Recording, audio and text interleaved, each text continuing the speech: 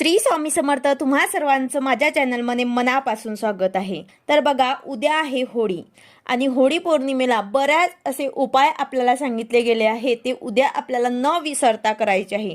त्यामध्येच मी तुम्हाला अतिशय प्रभावी उपाय आजच्या व्हिडिओमध्ये सांगणार आहे. तो सुद्धा तुम्हाला आवर्जून करायचा आहे. उद्याचा जो दिवस आहे होळीचा, तो अतिशय प्रभावी मानला जातो. मग तो धन प्राप्ती असो, घरातली दुःख, संकट, निगेटिव्हिटी हे बाहेर काढण्याचा अतिशय महत्त्वाचा दिवस मानला जातो. होळीच्या रात्रीला सुद्धा खूप महत्त्व आहे. आता उद्या तुम्हाला एक उपाय करायचा आहे. हा उपाय उद्या होळीच्या रात्री आपल्याला करायचा आहे. वर्षातनं एकच वेळा हा उपाय आपल्याला करता येईल. तर उद्या न चुकता एक उपाय तुम्हाला करायचा आहे. आता हा उपाय काय आहे याबद्दलच मी तुम्हाला संपूर्ण माहिती आजच्या व्हिडिओमध्ये सांगणार आहे. व्हिडिओ पूर्ण बघा, जेणेकरून तुम्हाला संपूर्ण माहिती मिळेल. जर तुम्ही चॅनलवर नवीन असाल तर चॅनलला सबस्क्राईब करायला मात्र विसरू नका आणि व्हिडिओला लाईक करायला मात्र विसरू नका. तर बघा, घरात नेहमी कटकट होत असेल, निगेटिव्हिटी आहे, करणी बाधा आहे, त्याची जर नजर लागलेली असेल, कितीतरी अडचणी आपल्या घरात वारंवार होत असतात, ज्याला काही उपाय नाही किंवा आपण खूप वैतागून गेलेले आहात. घरात पैसा येतो पण तो टिकत नाही, घरात एक दुसऱ्यांचे पटत नाही. तर अशा जर तुमच्या घरात काही अडचणी असतील तर तुम्ही आवर्जून हा उपाय करा. वाईट शक्तींचा वास असेल, कोणी करणी केली असेल, तसेच सतत आजारपण असेल, तर होळीच्या रात्री आपल्याला म्हणजेच होळी पेटवण्याच्या आधी तुम्हाला एक नारळ घ्यायचा आहे आणि त्या नारळावर त्रिशूल काढायचं आहे, देवासमोर ठेवायचं आहे आणि देवांना प्रार्थना करायची आहे.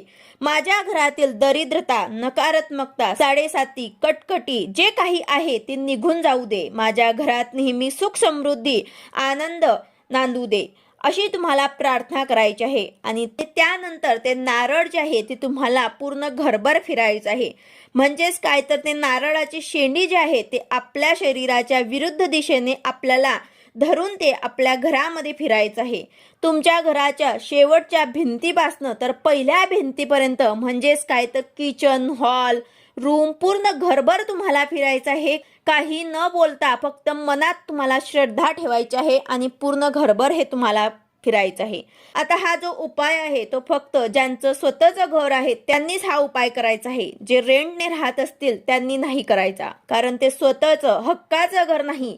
बाकी दुसरे उपाय तुम्ही उद्याच्या दिवशी करू शकतात, हरकत नाही.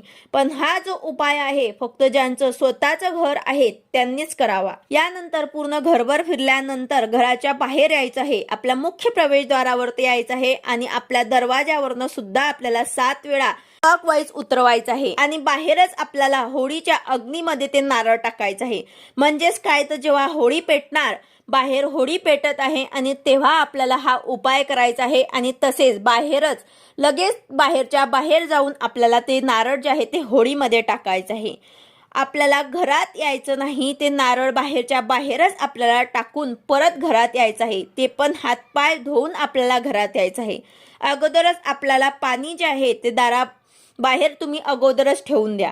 होळी पेटवल्यानंतर लगेच हा उपाय आपल्याला करायचा आहे. घरातनं नारळ फिरून तसेच आपल्याला बाहेरच्या बाहेर होळीच्या अग्नीत हे नारळ दहन करायचं आहे. नारळ फिरून घराबाहेर नेल्यानंतर परत तुम्हाला आत यायचं नाही. परस्पर बाहेरच्या बाहेर होळीमध्ये तुम्हाला हे टाकायचं आहे. समजा तुमच्या परिसरात जर होळी उशिरा असेल तर नारळ तुम्हाला संध्याकाळी 7 ते रात्री 8, 8:30 पर्यंत या काळात तुम्हाला हा उपाय करायचा आहे. नारळ आपल्याला घरावरून उतरवून नंतर ते होळीत आपल्याला टाकायचं आहे. या उपायाने घरातील रोगराई, नकारात्मकता, अदृश्य शक्ती नष्ट होतात, त्यांचे दहन होते असं म्हटलं जातं. अनेक घरात दरवर्षी हा उपाय केला जातो. तर अशा प्रकारे उद्या न चुकता हा उपाय सर्वांनी आवर्जून करायचा आहे. आपल्या घराला, व्यवसायाला नजर लागली असेल किंवा कोणी करणी बाधा केली असेल तर हा उपाय तुम्हाला नक्कीच करायचा आहे. आपल्या घराला, व्यवसायाला नजर लागणे किंवा करणी बाधाचे प्रयोग होणे, शत्रुपीडा खूप होणे हे बहुतांश लोकांना अनुभवायला येते.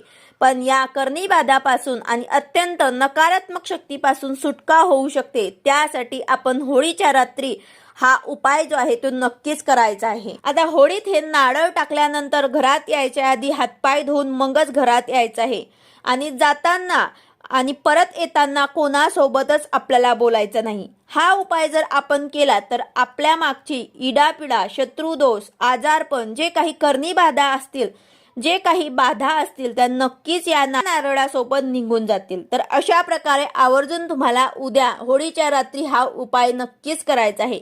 व्हिडिओ आवडला असेल तर लाईक करा, शेअर करा, सबस्क्राईब करा। भेटूया अशाच नवीन व्हिडिओ सोबत। श्री स्वामी समर्थ।